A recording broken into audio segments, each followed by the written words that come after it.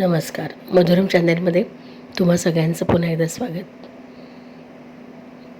तुम्हाला आपलं चॅनल आवडत असेलच तुम्ही लाईक सबस्क्राईब करत असाल असा विश्वास आहेच.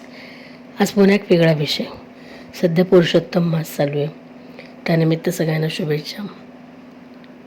आता आपल्याला माहिती काळ प्रत्येक वस्तूमधनं रस खेचून घेतो, म्हणजे प्रत्येक वस्तूला काळ निरस बनवतो.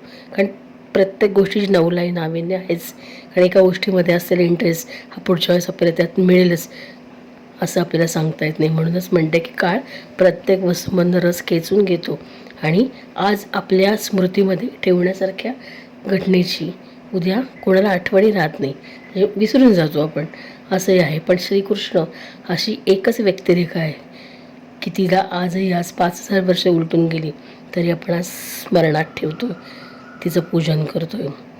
निर्गुण निराकारानं सगुण साकार रूप धारण करून श्रीकृष्ण नावाने जन्म घेतला आणि 5000 वर्षापासून आपण श्रीकृष्णाच्या लीला सातत्याने ऐकत आहोत, स्मरत आहोत आणि त्याचं पूजन करत आहोत असं म्हणूया. श्रीकृष्णाने सांगितलेली गीता आपला धर्म आहे, गीता एक धर्म आहे असं आपण म्हणतो. तर अशा श्रीकृष्ण कृष्ण म्हणजे जो आकर्षित करतो, जो सच्चिदानंद आणि परमानंद देतो, तो कृष्ण पांडवामध्ये आहे आणि कौरवातही आहे. नीतीच्या पक्षात बसलाय आणि अनितीच्याही पक्षात बसलाय. त्याला नीती अनितीच्या तराजूत तोलता येत नाही, कारण तो कुठेही गेला तरी रंगही नाही. तो रंगपंचमी खेळतो, आपल्याला रंगून टाकतो, पण त्याचा भरोसा नाही. आपल्यासमोर अनेक रंग पसरवून ठेवतो आणि पाहतो की आपण कोणत्या रंगात रंगतोय. अशा कृष्णाला ओळखतोच आपण. बासरीतले सूर रंग भरतात आणि अशा कृष्णाविषयी त्याला परत बोलवताना किंवा परत बोलवावं का असं वाटतं. कारण रामकृष्ण यामध्येच आपली संस्कृती वसलेली आहे. म्हणून श्रीकृष्णाला आपण धावा करतोय की श्रीकृष्णा परत ये, तुला कसलं संबोधन लावायचं, तू तर आकाशासारखा वाटतोस मला. आकाश कसं सतत माथ्यावर असतं, आपण जिथे जाऊ तिथे सोबत करतो, पण त्याचा निळा रंग बोटावर घेता येत नाही. खरं म्हणजे तुझं नाव घेतल्यावर तू मानवी रूपात डोळ्यासमोर येतच नाहीस. आधी येते ती आकाशाची गडद निळाई आणि मग त्या मागोमाग लहरत येतं एक मोरपीस, तुझं मोरपीस. तुझ्या इतका मानवी जीवनात मिसळलेला कुठलाच देव नाही. प्रत्येक नातं तू समरसून जगलास आणि केवळ वेळ येताच ते नातं तू त्यागूनही टाकलंस. कधी परत वळून बघितलं नाहीस मागे.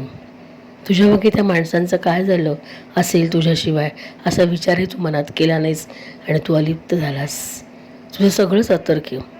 तू प्रचलित नियम मोडलेस, जन्म घेतलास वसुदेव देवकीच्या मथुरेत, पण वाढलास नंद यशोदेकडे गोकुळात. दही दुधाच्या चोऱ्या केल्यास, भलत्या वयात गोपिकांची छेड काढलीस. सुदामा, अर्जुन, उद्धव यांचा मित्र तू होतासच, पण द्रौपदीचा सुद्धा तू सखा झालास. हे सुंदर नातं तू भारतीय स्त्रीला दिलंस. स्त्रीचा मित्र ही संकल्पनाच नव्हती तुझ्या आधी आपल्याकडे. तो स्त्रीचा पिता, पती किंवा पुत्र असावा अशीच आपली समाज मान्यता, समाजरीत होती. पण विवाहित राधेचा प्रियकर झालास. अगदी प्रेमाचं प्रतीक म्हणून नाव घेताना राधेचं नाव तुझ्या आधी घेतलं जातं, राधाकृष्ण. पुढे अष्टनायकांचा पती झालास, तरी जरासंधाच्या तावडीतून सोडलेल्या 16 सहस्त्र स्त्रियांना अभय दिलंस. तुझ्यानंतरही अनेक वर्षांनी सूरदासांनी तुझं बालपण त्यांच्या पदातून मांडलं. वीरेनं तुला नटनागर गिरीधारी म्हणत साथ घातली.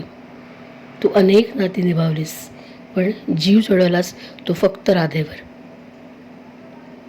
गोकुळ सोडल्यावर परत तू बासरी वाजवल्याचा कुठेच उल्लेख आढळत नाही.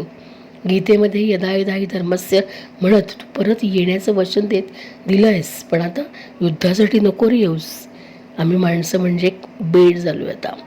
नात्यांचे पूल बांधायला ये. लोक नाते विसरत चाललीत, त्यांना पुन्हा बंधनात बांधण्यासाठी एक संकल्पना घेऊन ये. रंगाईने मी या विश्वाच्या रंगाने रंगवलो, कौरवात आम्ही पांडवात आम्ही अणुरेणू तो भरला असं म्हणतोस ना, मग रंग भरायला यावं लागेल तुला कृष्णा. तू श्रीकृष्ण आनंदाचा देव आहेस. एखादी गोष्ट हातातून निसटून गेल्यावरही सुखी कसं राहावं हे तुझ्यापेक्षा कुणी उत्तम शिकू शकत नाही. तुला यावं लागेल कृष्ण, तुला यावं लागेल. आणि हो, येताना रुक्मिणीला आणलं नाहीस तरी चालेल, पण राधिकेला सोबत घेऊन ये, म्हणजे तुझी बासरी ऐकायला मिळेल. पुन्हा एकदा बासरीमध्ये सूर भरायला ये, पुन्हा एकदा बासरीमध्ये सूर भरायला ये. कृष्ण, धन्यवाद. तुम्हाला जर विषय आवडला असेलच